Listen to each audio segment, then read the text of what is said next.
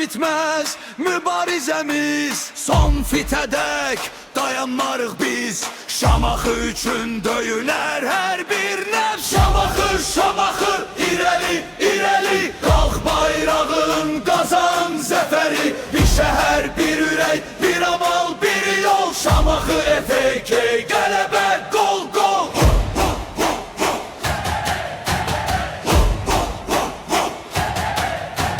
Dağlar şahid, küləklər bilir, bu sevda heç vaxt sönməyəcəkdir. Rəqib kim olsa fərqi yoxdur, Şamaxı döyüşər sonana qədər.